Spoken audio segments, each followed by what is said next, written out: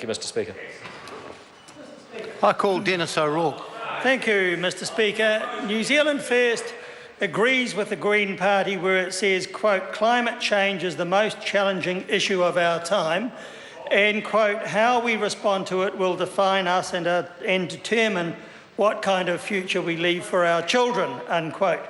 And we also agree that there is an urgent need to transition our economy to a cleaner, more sustainable future. And we acknowledge that an action on climate will require that we move away from the use of fossil fuels. We think the most effective way of doing that, to reduce the build-up of greenhouse gases in the atmosphere, primarily, of course, carbon dioxide and methane, is to progressively phase out the burning of fossil fuels and to move towards much more towards the use of renewable energy such as wind power, photovoltaic electricity from sunshine, geothermal energy, and yes, even more hydroelectric power. And a progressive phase out of fossil fuels is possible if New Zealand develops appropriate strategies and plans. And we think that each citizen, even the ACT Party and some people in the National Party would be included. Each citizen, each country has a duty and, in fact, a self-interest to work to this end to reduce the damage to our planet that we as a population are currently doing and which is not sustainable. Another consideration is that major overseas economies that New Zealand trades with will increasingly require proof that our exports are produced sustainably. And as a trading nation, we can't afford to sit on our hands in that respect. To do so would be to put our trade and our primary industries at risk.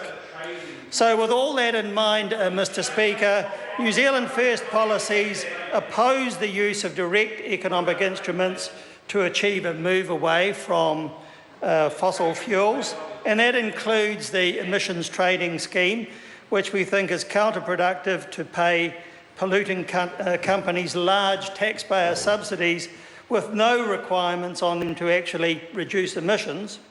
And we also oppose the direct taxation of carbon.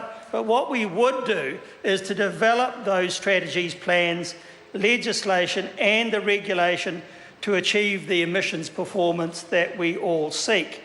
We would do that in consultation with all New Zealanders and especially New Zealand business, because without their cooperation, we would have no chance of achieving emissions reduction objectives of any kind. We would make transport a first target, and we would require much more use of rail for heavy freight and for urban passenger transport. Mr. Speaker, New Zealand First is a comprehensive policy which we call railways of national importance, as opposed to roads of national significance promoted by National.